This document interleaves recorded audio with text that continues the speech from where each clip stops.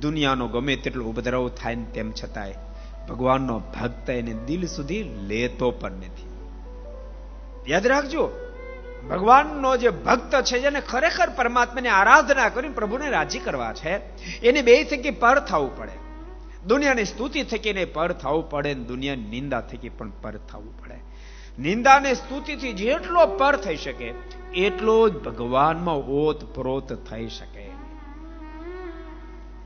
દુનિયાની વાહવા પણ ભગવાનનું ભજન ન કરવા દે, અને દુનિયાની ટીકા પણ ભગવાનનું ભજન ન કરવા દે. ભૂલતા નહીં, દુનિયાની ટીકા એ લોઢાની બેડી છે. પગમાં લોઢાની બેડી પહેરતા હલાય ન ચલાય. અને સોનાની પહેરી હોય તો, સોનાની બેડી પહેરી હોય તોય ન હલાય. એમ ભૂલશો નહીં, દુનિયાની ટીકા નિંદા એ લોઢાની બેડી છે, તો વાહવા પ્રશંસા બાપ એ સોનાની બેડી છે. એ બેમાંથી એકેમાં જે લેવાય આધ્યાત્મિક પથમાં કદી ગતિ ન કરી શકે.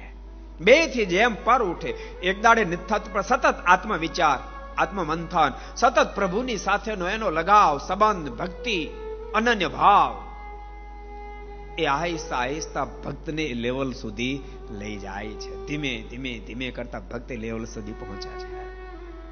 ये वीडियो आपको पसंद आया हो तो लाइक करें और शेयर करना मत भूलिए. सब्सक्राइब करें सरदार कथा चैनल को और बेल आइकॉन पर क्लिक करना मत भूलिए लेटेस्ट वीडियो सबसे पहले पाने के लिए.